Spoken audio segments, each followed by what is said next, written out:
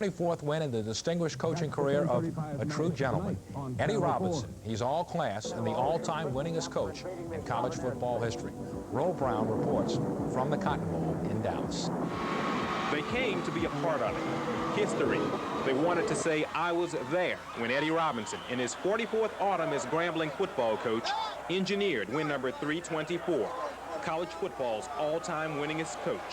Everyone and everything crawled for the privilege to say, I was there. On this history-making evening in Dallas, the accomplishments of Eddie Robinson, the man, far outweighed the game. But that's what the people at Grambling have been trying to tell us for more than 40 years. 44 years of coaching means loads of adopted children. It was a big reunion. Sammy White of the Vikings was there. Doug Williams, class of '78, and Pro Football Hall of Famer Willie Davis showed up.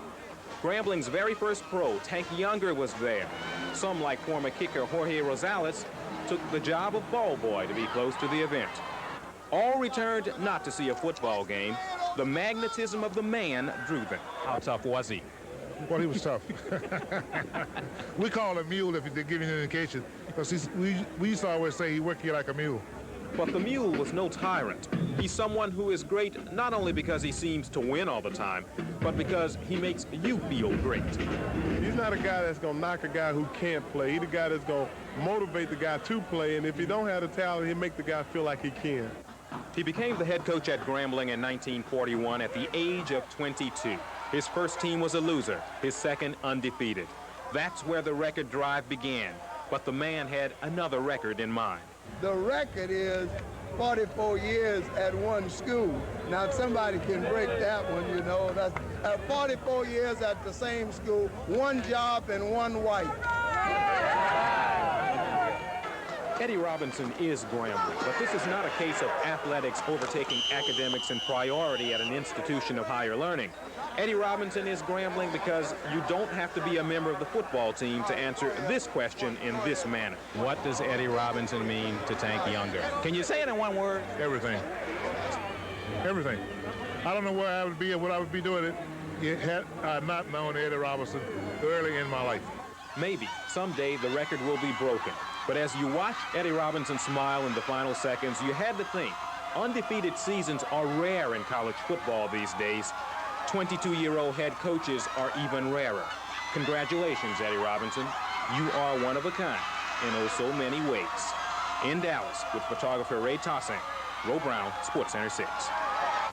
In the season's first real litmus test, LSU failed, soundly beaten by a Florida team as talented as any in America. There was very little to get excited about, as Vince Marinello found out last night in Tiger Town.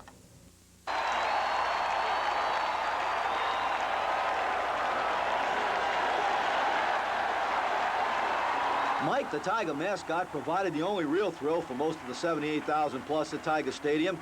That would be the only time a Tiger would put down a Gator on this night. Too many superior athletes on the Florida squad, and the result was an old-fashioned, well, let Tiger coach Bill Hornsparger describe what happened. I think it just physically whooped our butt. The Tiger defense performed well in the clutch. Key interceptions by Norman Jefferson, Steve Rahaj, and Chris Carrier kept the Tigers close. It was 7-0 Florida. But when you don't light up the board and score, let Hornsparger describe the feeling. We just, stunk out the joint on our pass protection. It was embarrassing to not be able to protect our passer any better than what we protected it. LSU players were both physically and emotionally battered afterwards. Your assessment of the game, Toby? We choked. We knew exactly what we had to do. We had to stop the outside backers, 56 and 93, and we didn't do it, and that's all there is to it. What's the name of that tune? Yeah, that's all she wrote. I think as a team, we just, terrible.